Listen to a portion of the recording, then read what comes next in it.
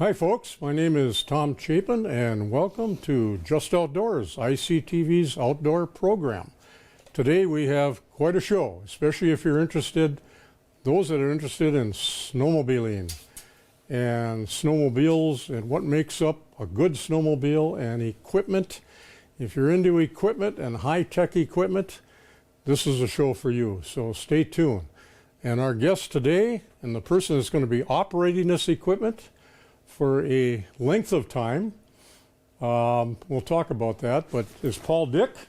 And Paul is going to explain everything that's going on here, but what this is basically all about is a trip that Paul is going to be taking here starting Monday the 6th of March here. And his plan, I don't know, we talked, but he still is going to go anyway, is to go from here on a snowmobile with two other individuals, and they plan on going from here to Fairbanks, Alaska by snowmobile through the middle of Canada into the Yukon Territory, take a look at the Arctic Ocean, and then go over to Fairbanks. And I don't think that's ever been done before. I guess there are sleds that have gone there, but they've taken the roads. This is going through wild country. And so, Mr. Dick, we wish you well. We see you have your equipment here all ready to go. You're getting within days of the trip. But what I'd like you to do, and what we're going to do today, is you're going to explain the equipment you're going to be using here. Because when I talk to people about this, and I've got all kinds of questions here. What kind of equipment is he taking on a trip like that? And we're talking about a 30 to 40-day trip here, possibly. Could be. If we get hunkered down, we could be stuck someplace for a day or two. You know, weather. Yeah, whatever it is, you know. So we got a tent. I got it up near the building there. Yeah. It's an Arctic oven, they call it, made in Fairbanks. Well, why don't you explain that right now? So what are you going to be sleeping in? You got three guys. Well, hopefully we're going to stay someplace. But we have this tent. We put it up. It burns wood. We're going to have to bring wood and charcoal along because when we get up north, we're past the tree line. Right. And they make like briquettes or whatever it may be. And it heats well. And then we got cots, low-profile cots that you got to put in the tent because if you put, otherwise you're going to have snow and it gets wet. A guy that's done this before, he keyed us into that trick, you know. So that's basically what we're doing. And we got all the food, you know, granola bars and jerky and water. That's our main deal. And then of course we eat wherever anything is available. Yeah, but there's going to be a part of your trek, especially the last half, you're not going to have anything available, right? Unfortunately, that's the way it is. Because you're going across a basically frozen tundra, right? Yeah, pretty much so. Then up along the Mackenzie River, and there's some cabins along there. I think Rob had made contact with one guy already, some trapper or something, said that we can use, and hopefully some more are going to spur up that we can. I think it's kind of the norm up there. If you see a cabin, you stop in. They're usually open. Just take and use it. Leave a note that you were there. Sure. If you ever want to send us a bill or whatever it may be. Sure. And then so hopefully we're going to find something like that because I think sounds better than a tent. But. Oh, without a doubt. I think there's 3 for sure, possibly 4 stretches that we aren't going to make it. That we're going to be tenting. Well, or whatever it is. It's more than an emergency device. You're going to use it for sure. Yes. Oh, yeah. And then you get into that. You know, the wind is a son of a gun up there. If that wind blows, you know, and that all the time, isn't it? Pretty much? Oh, yeah. It's just the way it is, you know. Okay. So we're gonna look at the map eventually here. Okay. To show folks where you're going, because to me, it's an incredible journey. When I put the mark on the map and drew a line, and then drew a line south, it's the same distance from Grand Rapids to where you're going to the tip of South America. that's how far the distance is on this. Yeah. It's just crazy. 4,000 some miles. 4,000 plus. We're not really sure, you know. Well, and then the backtrack. okay. And we'll talk about your navigation system and all that later. But since we're right here, we're going to be moving on and see some of your early equipment. Tell us about the general snowmobile itself. Well, these machines basically are kind of a cross between a regular snow machine and like a Bearcat. They're half utility, half regular. And we've ran these before. We've had pretty good luck with them. The chassis, the layout of them, they got 15-inch track, a 154 length. We put different tracks on them. We put a 1.6 Cobra track to the lugs up because we run rivers, trails, roads, whatever. We run such a Duke's mixture of them on that. And then we got different shocks from Fox. And we redid them. Kirk Hibbert was down and helped us do some of that stuff. We put overload springs on them just because, you know, we haul a fair amount of weight, but also when you pull those boggins, it pulls the back end down on them. Yeah. So you're not hard on your equipment. Okay. We geared them down twice, once, and then we went again. So it's a lot easier on belt life, we feel. So it was a lot more work. That was. Do you have a number on that gearing in case people are real technical? I couldn't tell you what it is, but I noticed some gears laying around on the floor, so you've gone through. Oh yeah, we've been into the gears. And we thought, well, we re-geared and that we've done. But then we thought, and we got talking about it, and they said you should go down again because of pulling these boggins. See, like if we get into some snow, we could have like 1,000 or 2,000 miles of heavy pulling. And that's hard on equipment. This is a lot easier on the driveline and everything else, you know. So that's what you tried to make it as efficient as you could for the conditions that you think you're going to have. The worst conditions, right? Yeah, that's what it is. Okay. So how long is the track on these? They call it a 154. It's a 153. I'm not really sure if that's the whole deal around it or what it is. 153 track. Yeah, it says right there. And the engine, 800? The engine's an 800. We ran a couple years back. We went up to Churchill, the same two guys, and we ran 600s, pretty much same chassis. And we feel that this 800's got a little bit more grunt, which they do.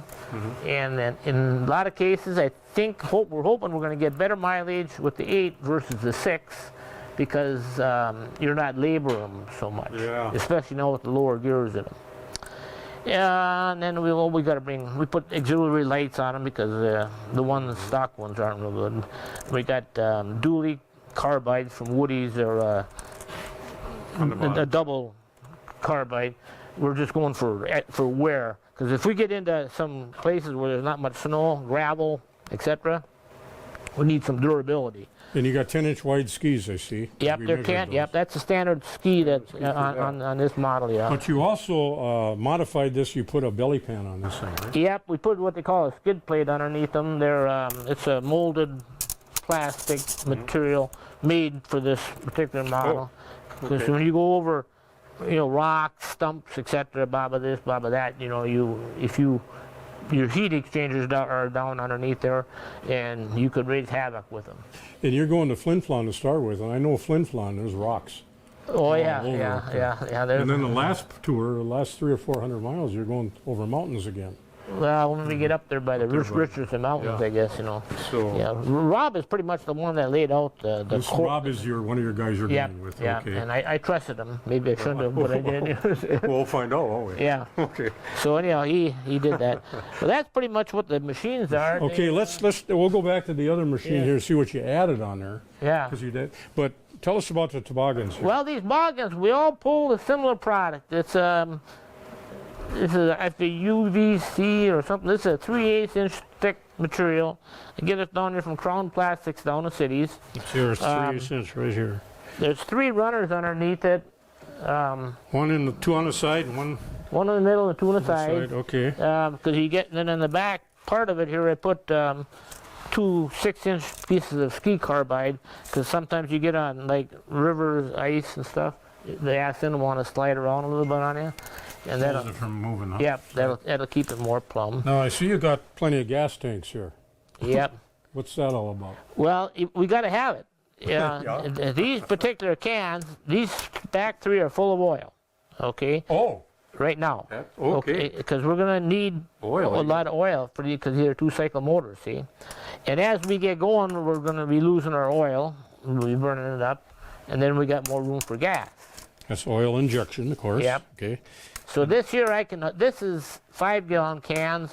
Rex has got one, he can haul 6 or 7 6-gallon cans, and Rob can haul 6 gallons. So there's like 15 to 18 cans of gas you're going to be hauling. At certain times. Certain times. You're not going to leave here with these full. No. Because you're going to pick gas up as far as you can Yeah. and then go from there. Yeah. We always like to have a buffer, like Yeah. an extra couple cans. But we like to stay as light as we can. These boggins actually work better with a little bit of weight on them. Sure. They don't jump down. Sure. Boy, they are strapped down there. Well, you got I can't even move those things. No, you got it because things get bouncing around back there like you wouldn't believe, especially on that hard snow where there's jar. Now this is going to be solid snow, isn't it? Oh yeah. Huh? You won't even see these. No, I mean it's okay, but then it blows off, knocks off. If you get slush, it builds up, it freezes, and then it falls off, and so on. Okay. And so forth. Now on the boggins you have these 2 containers, and the back one is for, you say, equipment or something? Well, parts. Parts. I Okay. don't have that. Rex has got 2 boxes of some sort on his. Rob's just going plain Jane with 1 bag because he's putting the food in it. Okay. But my thoughts are, because we got so many parts we got to bring along, the front end parts, the springs, the rear shock, Yeah, we front got a arm list of shock, those back here. all the different things, and they put hooks on the inside. So when you get all that stuff in there, I got a bunch of old foam I acquired, and you can strap it all down so it doesn't get dancing around, because otherwise you get everything gets ruined. So that's but these boggins are an important thing.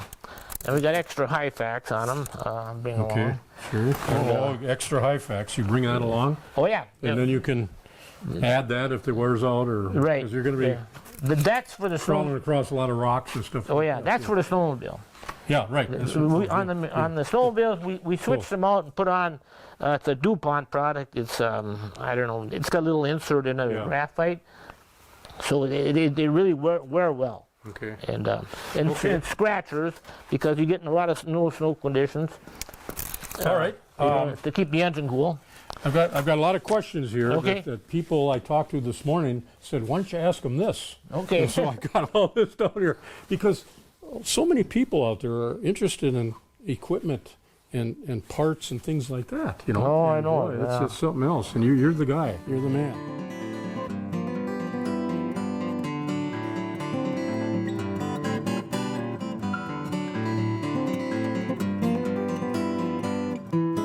Okay, we're on the snowmobile. Are you gonna? Is this yours? Yep, this is Okay, mine. this is the one you're gonna Yeah, drive. They're all 3 the same, but Okay. this is mine. Yeah. Okay, so I seen you running up and down the driveway a few times, kind of test driving, right? Yep. Like 2,500 times out here. Yeah. Well, I put 1,100 miles on a test sled. Okay. Testing Well, the boggin, yeah. suspension, engine cooling, different things to find out what we want to go with on our trip sled, so to speak. Well, is what I- explain some of the extra equipment you Well, got. what we did, we got these muffs. A lot of people that are on snowmobiles, they really work good. They got good handlebar heaters in these machines nowadays. You put that on there, and then you can roll them up if it's warm out. But they really keep your hands pretty good shape. So you don't use real heavy gloves. I mean, No, gloves, just a good, just a good glove. It will regular leather glove with some Sure, insulation in it. Seems to work pretty good. What else you got up there? And then we got a couple. We put 2 windshields on each machine. This way, well, it poops it up a little bit here for the height. Yeah. And if one guy tips over, he might break 2. But you can take one off another machine. That way, These are your spares, basically. yeah, it's very important to have a windshield, especially the wind blowing. But then you can put water down here, and we got some areas down underneath the engine too. The regular 16-ounce bottles of water that Keep the water from freezing. right, or you can unthaw it. Yeah. Because the engine, that compartment gets pretty warm down in Sure. there. Then I'd like to say that's just for like tools and etc. Yep. It's all handmade. You got to try to make everything durable. And you see, they got foam in there. you pack everything in so it doesn't shake around. Otherwise, like nuts and bolts, it wears off the threads. And That's what snowmobiles do. Yeah. Oh yeah. Especially to the body. Oh yeah. Oh yeah. Without a doubt, But that, and then we all carry like this 2 bags or whatever we want. This is our personal gear stuff. Okay, there's a bag here. Yep, there's a bag there. They're a waterproof bag. Waterproof bag, and then you got, this is your clothes and stuff you put your here. clothing. And then where does this go? Right here? Yep, we strap them on the back. Strap on the back, okay. And then on the... And you got another one on there. Then on the back, these sleeping bags, hopefully we're not going to sleep in them, but unfortunately I think we are. But these are a Wiggy sleeping bag. Wiggy. Yeah, they're top notch. Rob got a hold of them. They're made out in Colorado someplace. How heavy are they? Not bad. Oh, those are... Yeah, wow. but they compress pretty good. Okay. So that's, that'll be strapped on here also. Okay. So then, and all the Rob and Rex have a similar type deal. Now you got... Yeah. Now this is just for putting... For tying stuff down. Tying stuff down, okay. We got... Yeah, okay. These things get dancing around back here. You got to have everything cinched tight, otherwise it falls off. So I just put these down in here. I haven't done it on Rob and Rex's yet, but you can just pull it down. Yes. See, rather than just across. Oh. It seems like it. Oh, especially like with bags. Sure. Because you cinch it down good, and then after about a half an hour you can stop. You can cinch it down again. So that's what we found works pretty good, for the bags. Lock straps? Yeah, we got some from Rocks. They're a ratchet strap and whatever. Yeah. And, so you got an axe here, I see. an axe and a chainsaw. Chainsaw, you got a chainsaw. Rob's got the come along with his, and then we got a couple of hand saws, those, them collapsible steel saws. Do you take an extra engine? No, but we take pistons. Okay. And hopefully we're not going to be into the motor. But you could change the pistons if you had to. You got the skill level and you got the... Oh yeah, we'll have the tool along with us. We're not going to do it out in the... We'd have to drag it into some place so we can get it in there, but we got the capability to switch a deal. And then the clutches, I can show you that when we get in the back there. Okay. And then clutches are the big thing. But then all this here, there's a plastic hammer. When you stop, these machines pick up anywhere from, I'd say, 10 to 20 pounds of weight because of the heat exchangers. When the ice builds up and it builds, see, that's the way most all machines are. And so what we do is knock that ice off there in the morning before you go to get rid of the weight. Weight's a big enemy. And then we shim this up underneath here because that's where the cooling system is with a pop case. What it does is it gives more air underneath there to get rid of the heat. Sure. And then that's just the basic quick stuff you might need. Put those on there. Something to pull in case you have to pull the machine by hand. When you're stuck, it's not a matter of... That is really important. Oh yeah. Did you use those last time at all? We had those wheelbarrow handles on the back. Oh, that's right. Yeah. We use them a little bit. Okay. The best thing is don't get stuck, but that's it's not a matter of if, it's when. How much does this machine weigh? I want to say right around 700-800 pounds. By the time we get done packing everything on here, looking at probably close to 9. So they're a handful. Is this custom here? That is, I built that. It's an extra flap to keep these engines cool is important, especially like now this time of year. You get in March, the snow settles up there, and you don't get any lube, the snow dust or whatever. Right, that you need to lube the... Yep, and that's why you use the scratcher. Skis, But also, after fooling around with this stuff, I noticed that when you go, a lot of the stock flap is underneath there, and it's pretty open, and all the snow flies away. This here is to capture some of that, and then you get like a backdraft, and then that goes up and ends up on your coolers. And I'm pretty sure it helps. Yeah. I did quite a bit of fooling around with it and experimenting with it. It might be a problem. It's a lubricator is what it is. It keeps that snow in there. It might be a problem when we get into the deep snow, but if it is set up, we just take it off some hose clamps. this is a big part, the protection of your body Oh, yeah. from the elements. So, you know, what the heck do you wear for 30, 40 days up there? Well, you well, you Some warm, right? I won't get into the underwear department. No, you know, no. But that you can go a long time on that. Yeah, that, yeah, you know. yeah. But basically, just we wear these boots. We've had good luck with these. They're an Army issue, but they call them a bunny boot. There's no liner in them. If you get into water, you just take and dump the water out, put on dry socks, and you're good to go. There's a liner in them, and this liner comes out. There's no liner. No liner. Oh, that's No. right. You said no liner. No. Okay, so just your socks in there. Yep, just a Okay, sock, and we've had pretty good luck with Boy, them. those are thick. Yeah, You're not gonna get they make them in cold in black those. and white. I don't know. There's Yeah. different ones, but we've had them. We ran them in Alaska, and they call them a bunny boot. They're kind of clumsy. Clumsy, but they're more of a military-looking thing. Yeah. Okay. But that's what we wear for boots, and then for pants, we wear just a basic climb bib pants, you know, and then the bibs are just, I think they're over there someplace. Yeah, there's Here's your bibs. the bibs. Okay, so you wear, first of all, you put these on. Yeah, you know, Or no, we all pretty much just wear pants with long johns, and then these here. And these bibs, okay. And they make different grades of these pants. These are what they call medium, the weight, because usually when you're on the machine and going, Pretty warm. it's kind of hard to draw a line in. Yeah. So that's what we use for that. Okay. And then on upper body protection, we all wear a similar, it's a chest protector, shoulder. If you get ejected off of it, Yeah, a lot of that padding. can happen. So And, all padding all over your shoulder, your back, and your chest, right? When you get used to these things, especially if it's cold, it's pretty nice because there's quite a bit of warmth you get out of them. Sure. And then we just put that onto a jacket. This particular one, I think a couple of the guys, they might have a little bit thicker one or thinner one. This is what I wear. And then it's a climb jacket. Your jacket. Yeah. That's pretty. And then Pretty this year, substantial, pretty heavy. yeah, it's pretty warm. Yeah. And then this year jacket here, these they're just an Army issue from Glenn's Army Navy store here. That'll slip over the top. Right over the top of this if you need That it. and the whole shooting caboodle. Yeah. See if you get into a situation where you got to have. And last time we were up on a run, we all used these. It's pretty dang nice, you know. They're light. They pack easy, see, and you can put that in there. And if we need it, you put it in your top bag. It's just a little drier too. Oh yeah. Yeah. Yeah. Okay. Yeah. Wow.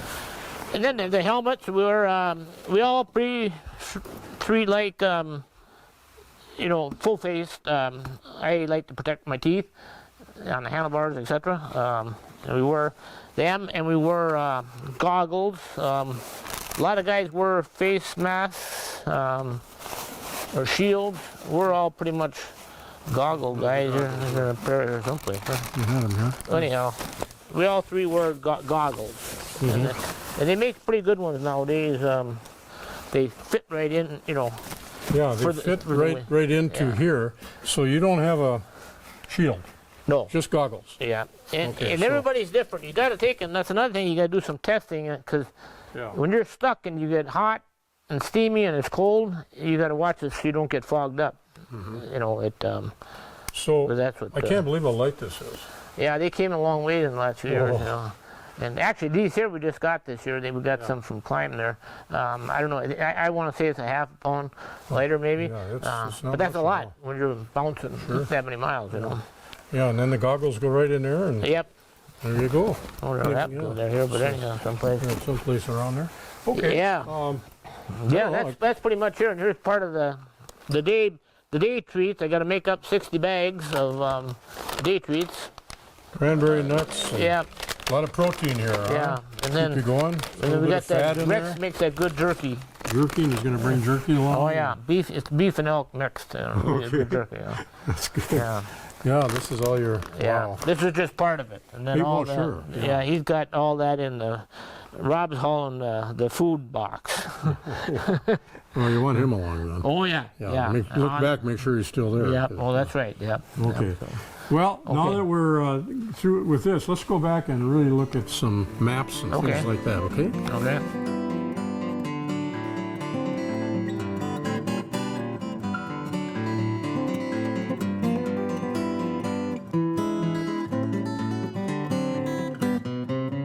Here we are. We got a different situation. We're going to show you the equipment that he's going to be carrying to reproduce another machine out there if he has to, right? Pretty much. And repair everything. That's the tell plan. us what you did with this. Why are all these parts here and there's nothing here? Well, I took this particular machine. It's the same as what we're going to run.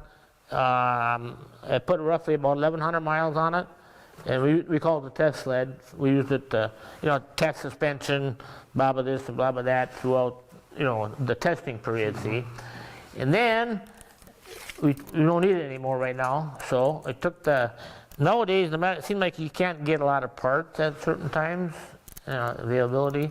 So I took this one basically apart, and we're bringing along all the components that we think we might need. We got the primary, secondary clutch. In here, the ECU box, that's the main brain box of it, electronics. And then ski shocks and tie rods, and another ski shock, extra wheels and gas cap, oil cap, all these front A-arms. These are, it's easy to bend them. These here? I'll put it that, yes. And they are a bugger to switch. But there's four of them, an upper and a lower on both sides. And so your But skis down. if you hit something, you bend them out, then you got to replace the A-arms. Mm-hmm. So that's So what. bring those along. Yeah. And then there's that's a rear axle, and here's the front axle, and the front arm shock, the rear arm shock, and then some carryover wheels. They got the torsion springs on the other side. Extra. How about these? Extra ski hoop. You're taking extra skis? No, not skis. Not skis, just. No, a couple hoops though. Okay. That red thing up on top there. Yeah. And then extra springs, muffler springs and stuff that it didn't go. And then belts, of course. We're hauling we're set up to 3 or 4 each. So we're gonna have 12 belts on. 12 belts. Yeah, because we get into hard pulling, it could be hard on belts. Okay. That's where that gearing came in. Over here. Okay. How about that's there, boy. Are you going to bring a drill or something along that you can? No. No, you're going to do it by hand. Do it by hand. Okay. Yeah. Because that's a smart weight. Right? Well, yeah, you got to trick and you try to compact it, and then we made some special tools to pop the bolts out of the spindles. Custom made different tools to. You fool around with them a lot, you get used to it. Yeah. And then the hitches in the back, we reinforced them. The pull on there is terrific. Yeah. These are the hitches. That's a stock one. This is a stock. Yeah. And this one here we put half-inch pipe. Pipe is pretty strong. Yeah. So we made that That's and the put it. difference, yeah, right up in And there. then we clamp it. It's kind of crude looking, but Yeah. hopefully it's pretty effective. Looks strong. Yeah. Yeah. But you- And I put add on the flipper because the jarring from the serial, basically you got double the length of it, Oh, sure. thickness of it there. Okay. What about the track itself? The tracks are pretty good. They're pretty much bulletproof, hopefully. Are you going to take any with you? No, they're track, they're pretty cumbersome.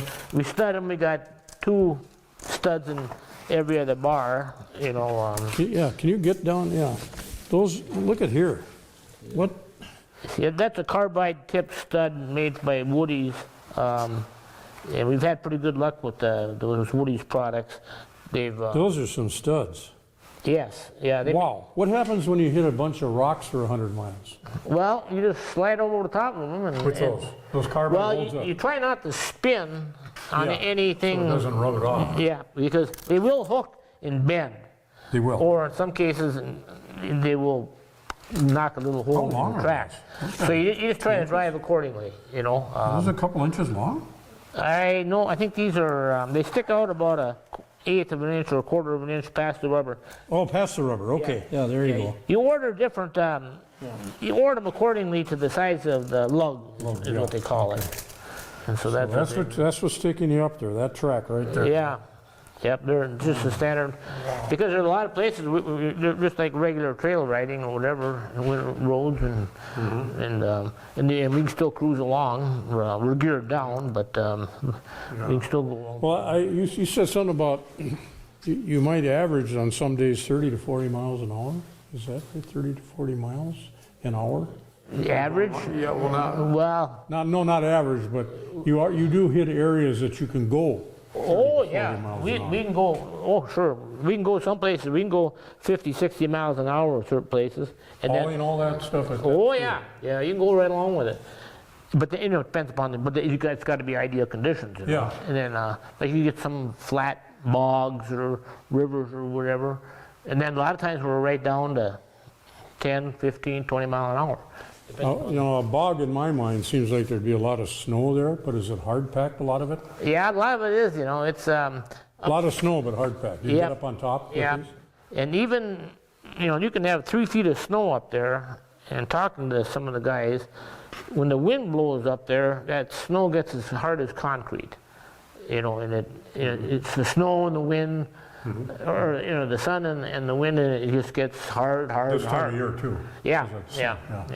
Okay, wow. And that could happen, we don't know. Yeah. We could get a dump of fresh snow, and then we might be driving it in for 2 days, we don't know. Medical equipment? Yeah, my wife's got us going on, some kind of a fibrillator or something, I think it is, I don't know, some kind This of is a heart situation. yeah, and then the basic run-of-the-mill, Stuff?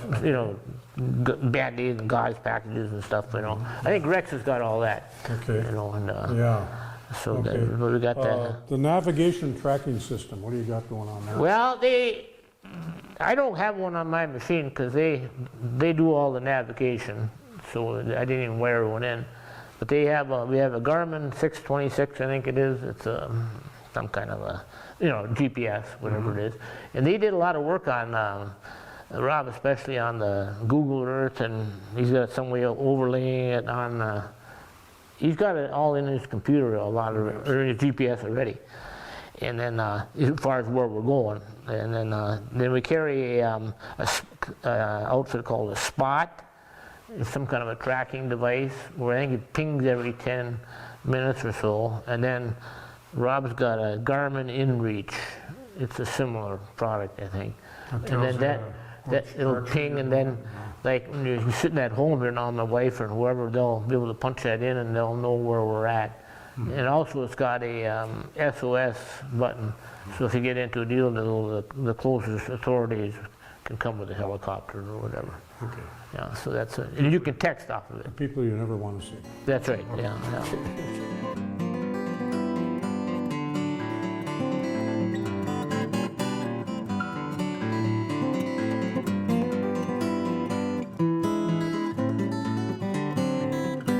Okay, here we are. We're going to show you the folks watching the journey you're going to be taking through a main part of North America, mostly Canada. And you have on this map marked your route, actually. And so if you want to, Paul, just kind of describe kind of where you're going there a little bit so he can get in there. Well, the plan is to leave here Grand Rapids, and then we're going to go up across Lake of the Woods, and then meander up north and west, and go around the north side of Winnipeg. We've been through this area before by snowmobile, and then over to here, and then end up by Flin Flon and the Paw. That's Yeah, the Paw, then Flin Flon, and then. yeah, it's a lot of trail up there, and we should have pretty good Are sailing. you going to be picking up supplies there? Yep, if we need be, yeah.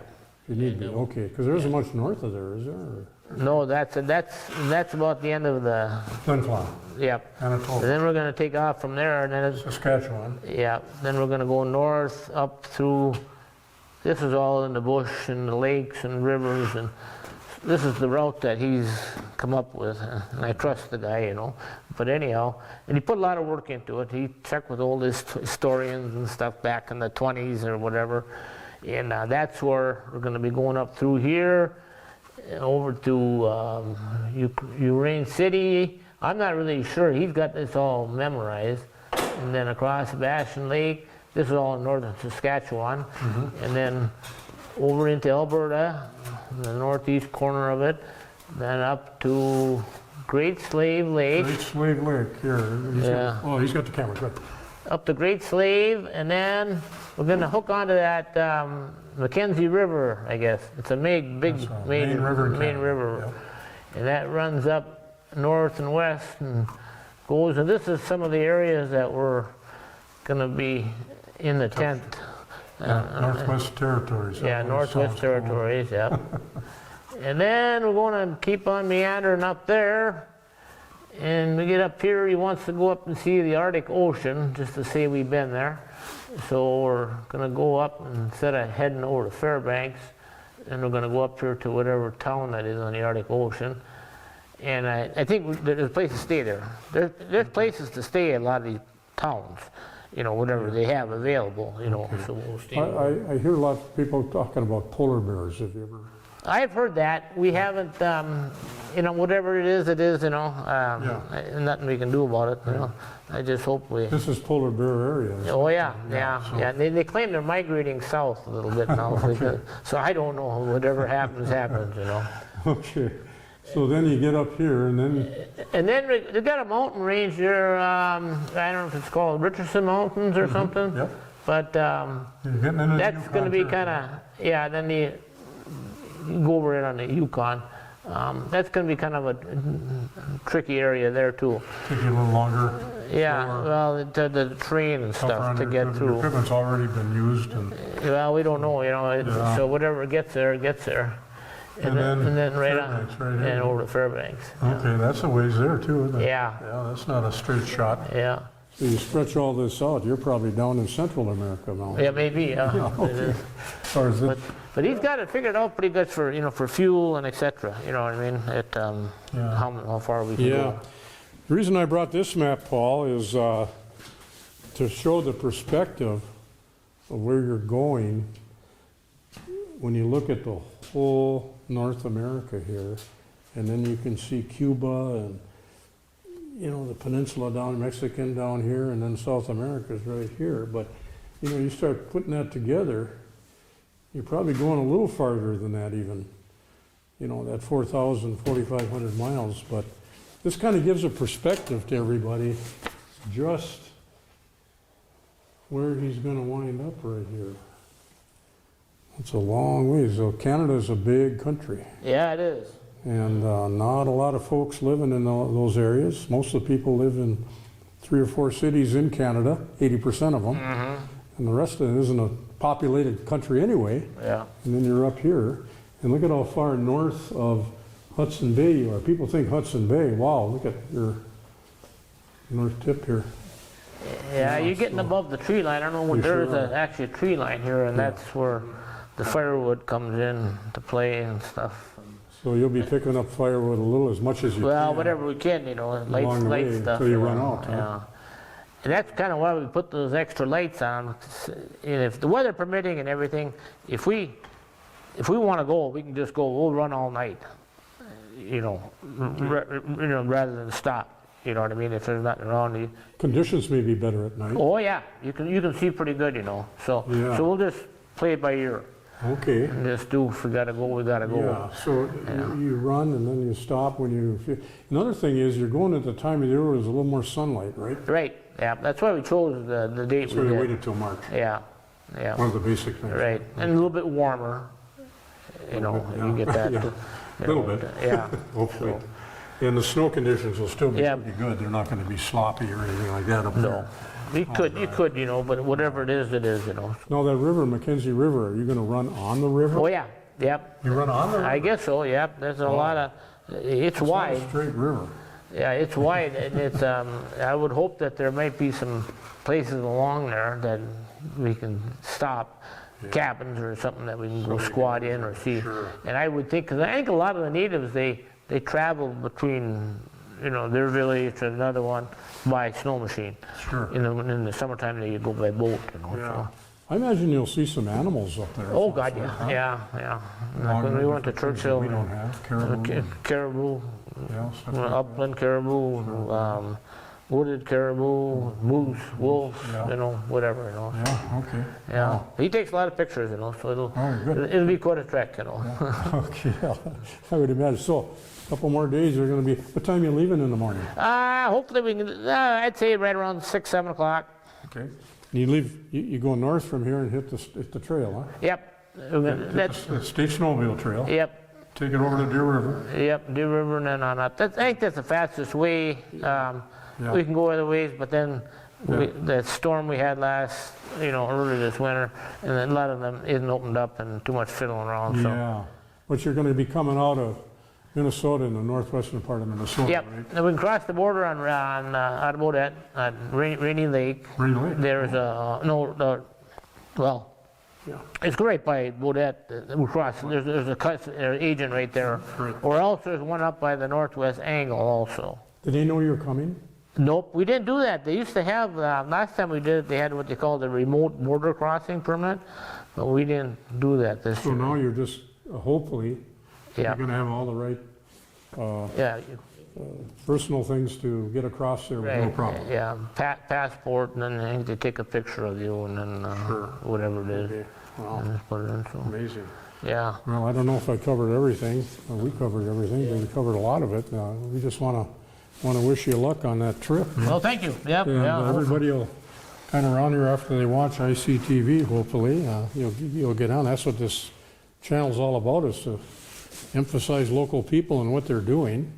And I've been doing this for a long time, and this is one of the top guys we want to take a look at. So spread the word around to watch this ICTV program during the week. It's on quite often during the week. It'll probably start next Wednesday or so, and we'll get that going.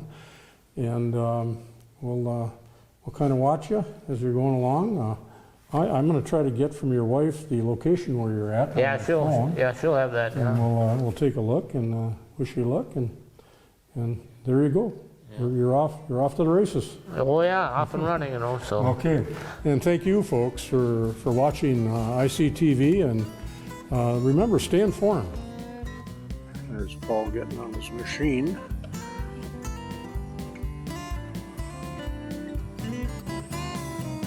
Good.